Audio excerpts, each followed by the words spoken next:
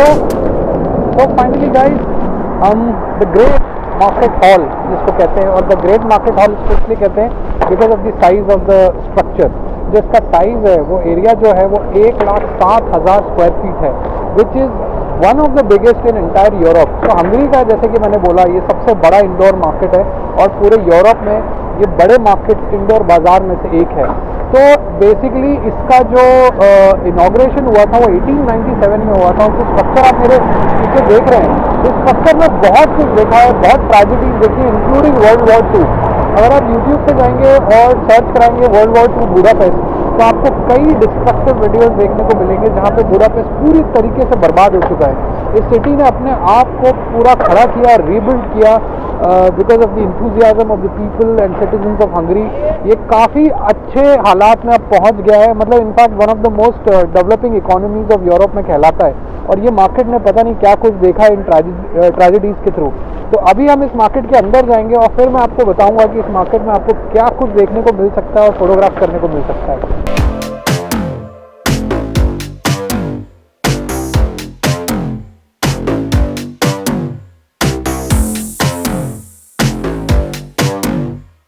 Now finally हम market के अंदर आ चुके हैं। सो बेसिकली मैं कैमरा फ्लिप करके आपको दिखाता हूँ। सो बेसिकली इस मार्केट में 3 फ्लोर्स हैं और हर फ्लोर की अपनी एक खासियत है। सो एक्चुअल में अगर आप टूरिस्ट हैं तो आप तो किसी भी माले से चालू कर दीजिए, कोई प्रॉब्लम नहीं है।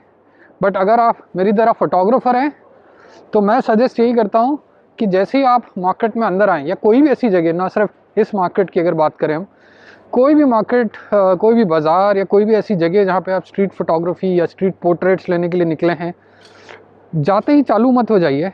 अंदर जाइए या उस लोकेशन पे जाइए, थोड़ी देर घूमिए, थोड़ी देर कैरेक्टर्स को पकड़िए, क्या कैरेक्टर्स अच्छे लग सकते हैं पिक्चर्स पे, लाइटिंग देखिए, उस जगह की लाइटिंग क्या है। अब ये मार्केट में आप देख रहे हैं चारों तरफ बड़ी बड़ी विंडोज़ हैं और अच्छी सनलाइट अंदर आ रही है, तो नेचुरल लाइट का जो कॉम्बिनेशन है वो बड़ा ज़बरदस्त बन के आएगा इधर, आई एम प्रीटी श्योर। और फिर थोड़ा सा एक्सप्लोर करिए जगह को, थोड़ा सा घूमिए, पॉइंट्स ढूंढिए किन पॉइंट्स से आप मार्केट की ग्रैंडनेस दिखा सकते हैं, क्योंकि इसको द ग्रेट मार्केट हॉल कहा जाता है। तो आप किन किन पॉइंट्स से अच्छे पिक्चर्स इस मार्केट के ओवरऑल पिक्चर्स ले सकते हैं, वो सारे पॉइंट्स ढूंढने के बाद फिर आप अपने कैमरे पे आइए, कैमरा लीजिए और फिर आप पिक्चर्स लेना चालू करिए। ऐसे आपका टाइम वेस्ट नहीं होगा। स्टार्टिंग में आपको लगेगा आप इधर उधर घूम के you are wasting your time, but trust me, अगर आप मेरी तरह फोटोग्राफर हैं जिसकी जो स्पाइडी आइज़ है, स्पाइडरमैन वाले जो सेंसेस है वो काफ़ी वीक है कि जगह पे जाते ही पिक्चर्स बनना चालू हो जाएं, मेरे काफ़ी वीक हैं, तो मुझे थोड़ा सा टाइम लगता है सेटल होने में, चीज़ों को ऑब्जर्व करने में। और उसके बाद जब मुझे चीज़ें समझ में आ जाती है, then I start making my shots. This is how I approach. You might have a different approach, but beginners के लिए मैं यही सजेस्ट करूँगा, जाते ही चालू मत हो जाइए। ऐसी लोकेशन को जाइए, थोड़ी देर वॉक करिए, घूमिए, एक्सप्लोर करिए। मैं अभी इसके फर्स्ट फ्लोर पे जाऊंगा, फिर सेकंड फ्लोर पे जाऊंगा, और ऐसे एक्सप्लोर करते हुए I will find out the vintage points, locations कहाँ से अच्छी पिक्चर्स बन सकती है। और मास्क मेरे को पहनना पड़ रहा है बिकॉज इंडोर्स हूँ, थोड़ा सा क्राउड है। तो यहाँ पे गवर्नमेंट का नॉर्म है कि आपको पब्लिक एरियाज़ में, खासकर क्राउडेड प्लेसेस में मास्क पहनना मैंडेटरी है। तो इसलिए I can not remove my mask, but still I hope आपको मेरी ऑडियो अच्छी क्लियर सुनाई दे रही होगी। तो चलते हैं, जगह को थोड़ा एक्सप्लोर करते हैं, आपको भी थोड़ा मार्केट दिखाता हूँ, इसी तरह आप भी देख लेंगे ग्लिम्सेस। और कल को अगर आप बुडापेस्ट आते हैं तो आपको एक फेयरली डिसेंट आइडिया होगा कि इस मार्केट में आपको क्या मिलने वाला है।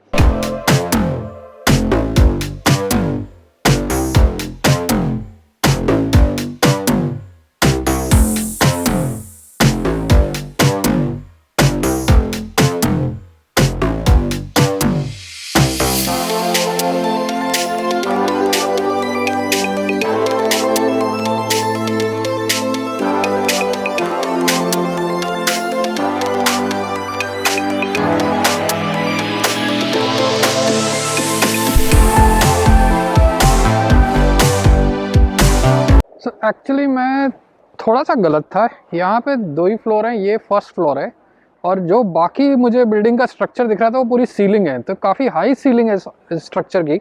तो ग्राउंड फ्लोर और ये फर्स्ट फ्लोर, ना फर्स्ट फ्लोर काफ़ी मैसिव है। ग्राउंड फ्लोर पे बेसिकली आपको सारे रॉ मटेरियल्स मिलेंगे, जैसे रॉ मीट, फिश, चिकन और आपके raw vegetables, fresh vegetables, fruits, local Hungarian spices, pickles, ये सब नीचे रॉ मिलेगा। तो जो यहाँ के लोकल्स है काफ़ी यहाँ से फ्रेश सामान मॉर्निंग के टाइम पे ख़रीद के लेके जाते हैं। जो फर्स्ट फ्लोर है उसका कुछ हाफ में आपको रेस्टोरेंट्स मिलेंगे जहाँ पे आपको ट्रेडिशनल हंगेरियन कुजीन्स ट्राई करने को मिलेगा।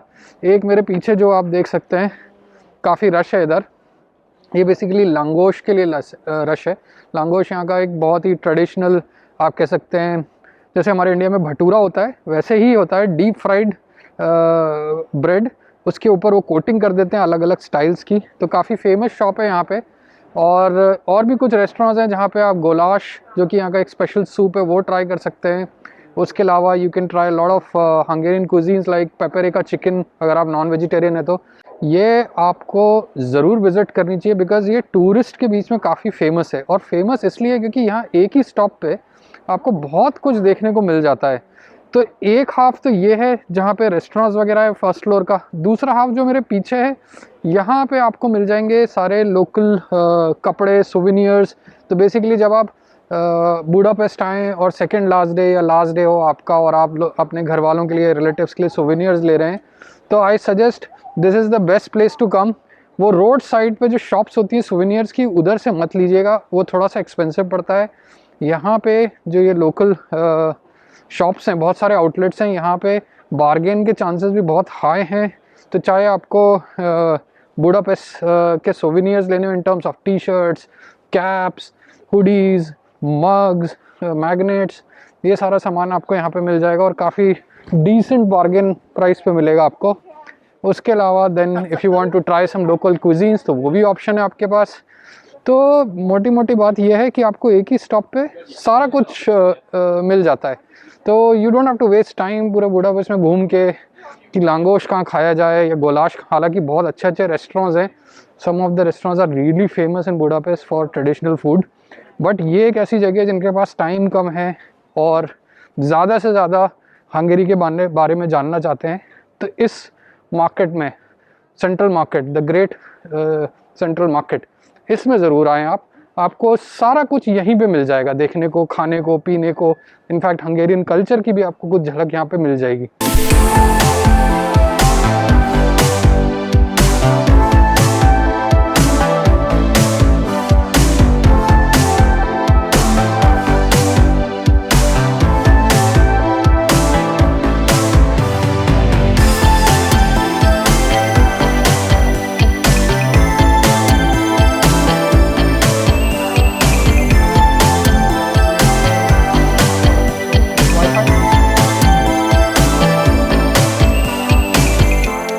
मैंने अपनी वाइफ के लिए ये विंटर हैट ली है।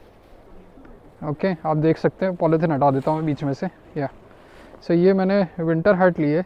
अब ये इसके अंदर पूरा फ्लीस है, इफ़ यू सी, पूरा फ्लीस है, काफ़ी वार्म है।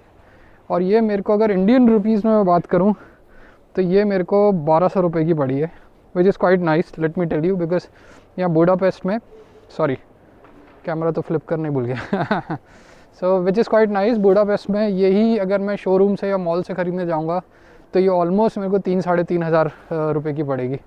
सो बंदे से थोड़ा बहुत नेगोशिएट किया, ज़्यादा नहीं किया उसने, बट फिर भी कर दिया। और ये मेरे को इंडियन रुपीज़ में, जैसे कि मैंने बताया, 1200 रुपये की पड़ी।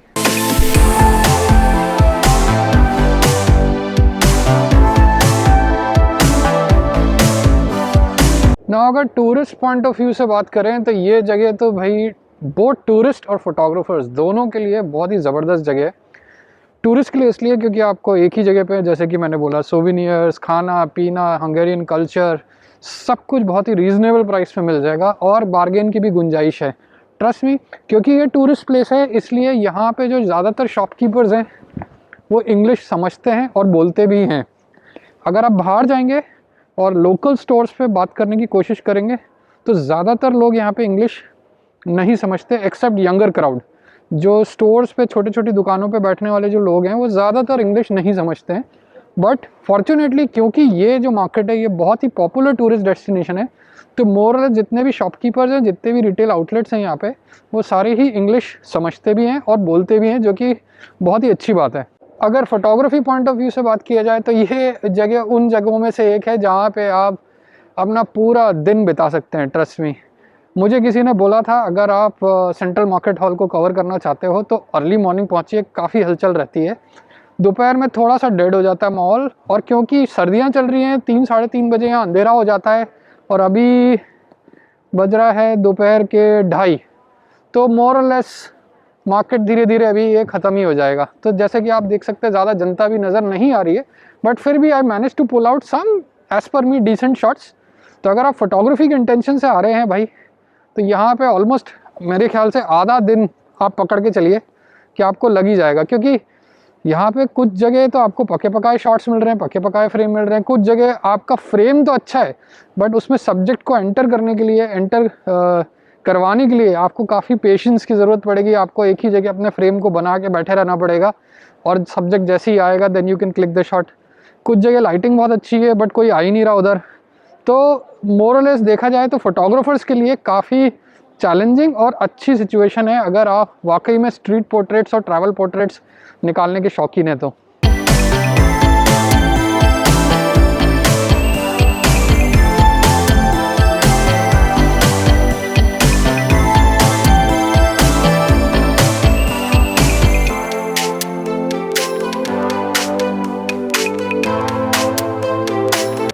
ये जो आप देख रहे हैं ये सब पेपरिका है। पेपरिका बेसिकली लाल मिर्च से बनता है, लाल मिर्च का मसाला कह लीजिए।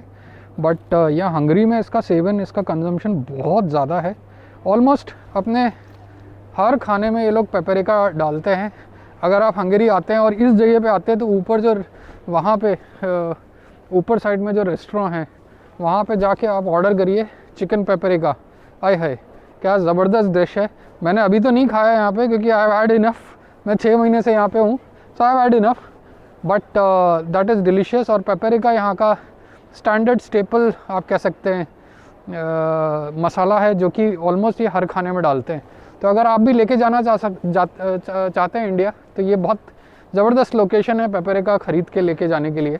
Hungary as a country wine के लिए काफ़ी पॉपुलर है, तो इधर आपको ऑलमोस्ट हर आउटलेट पे, ये तो डेडिकेटेड आउटलेट है वाइन और अल्कोहल का, बट आपको हर स्टोर पे हर जगह ऑलमोस्ट आपको वाइन्स मिल जाएंगी, हर तरीके की वाइन मिल जाएगी। Red wine, dry red wine, sweet wine और पता नहीं क्या क्या तरीके की वाइन्स आपको यहाँ पे मिल जाएंगी। तो अगर आप वाइन का शौक़ रखते हैं तो ये बहुत ज़बरदस्त लोकेशन है आपको वाइन की शॉपिंग करने के लिए।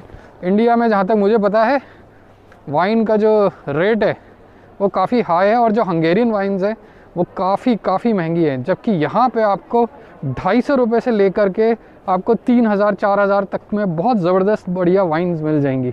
सो काफ़ी मज़ा आ रहा है यहाँ पे फ़ोटोग्राफी करते हुए। कुछ अच्छे शॉट्स मिले मुझे, बहुत अच्छे तो नहीं बट हाँ, क्योंकि मैं दोपहर में आया हूँ और चहल पहल कम है, उस हिसाब से मुझे डिसेंट शॉट्स मुझे लगता है मुझे मिल गए हैं। और मैं आधा घंटा और यहाँ पे बिताऊँगा। आई टेक सम मेरे स्टैंडर्ड मोनोक्रोम शॉट्स जो मुझे बहुत पसंद है इस तरीके के एनवायरनमेंट में लेना, तो I take some monochrome shots और उसके बाद I head to my apartment.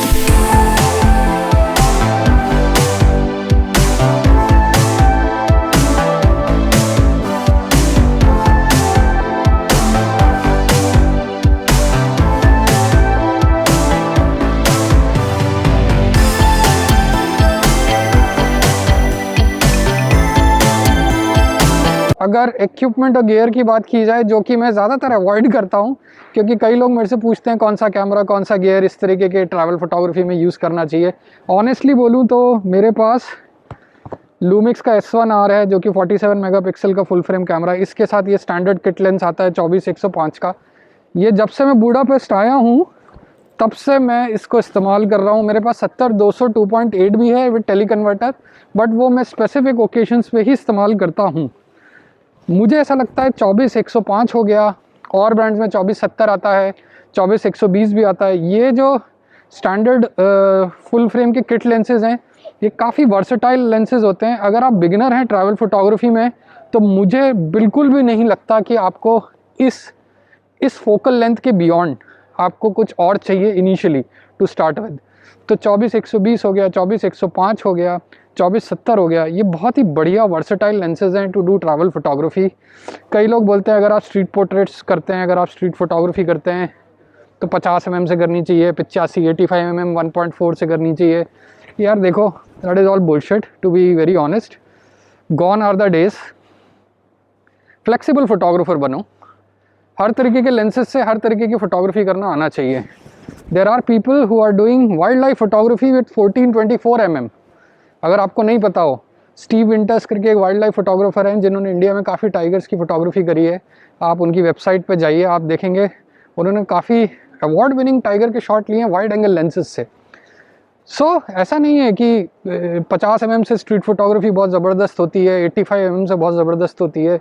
आपके पास जो है आप उसी से काम चलाइए। मेन चीज़ जो बहुत इंपॉर्टेंट चीज़ है वो है आप किस तरीके से, आपका परसेप्शन क्या है सब्जेक्ट के प्रति, आपके दिमाग में वो पिक्चर किस तरीके से नज़र आती है और आप उसको एग्जीक्यूट किस तरीके से करते हैं। Photography is a creative field और उसको रिस्ट्रिक्ट नहीं करना चाहिए क्योंकि मेरे पास फलाना लेंस नहीं है, ढिमाका लेंस नहीं है, इसलिए मैं इस तरीके की फ़ोटोग्राफी नहीं कर सकता।